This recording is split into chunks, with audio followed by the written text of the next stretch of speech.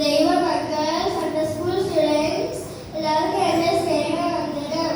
ഞാൻ ഇന്നിവിടെ ഒരു കഥ പറയാൻ പോവുകയാണ്. കഥയുടെ പേര് യഥാർത്ഥ സ്നേഹിതൻ. ഒരിടത്ത് ഒരു പാവപ്പെട്ട കർഷകനുണ്ടായിരുന്നു. അയാൾക്ക് കുറച്ച് സ്ഥലമേ ഉള്ളായിരുന്നു. കുറച്ച് സ്ഥലത്ത് കൃഷി ചെയ്തു, ബാക്കിയുള്ള സ്ഥലത്ത് കല്ലും പാറകളും നിറഞ്ഞതായിരുന്നു. ഒരു ദിവസം കർഷകന്റെ പഴയ ഒരു കൂട്ടുകാരനെ കർഷകനെ കാണാൻ വന്നു.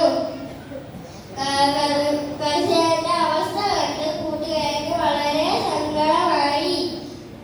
എന്നിട്ട് അവർ രണ്ടുപേരും കൂടെ അവർ കൃഷിക്കാരന്റെ വയലിലൂടെ നടന്ന പാറ കല്ല് നിറഞ്ഞ ദേശത്തെത്തി.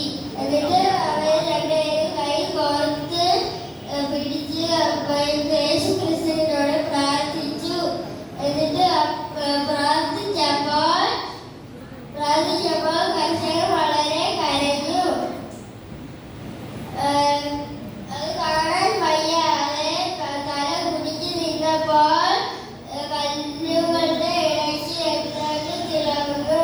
അത് വാരി എടുത്ത് നോക്കിയപ്പോൾ തിളങ്ങുന്ന കല്ലുകൾ അവർക്ക് വജ്രക്കല്ലുകളാണെന്ന് സംശയം വന്നു. അപ്പോൾ അവർ രണ്ടുപേരും കൂടി വജ്ര വ്യാപാരികളുടെ അടുത്ത് ചെന്ന് അത് വജ്രമാണെന്ന് വ്യാപാരി പറഞ്ഞപ്പോൾ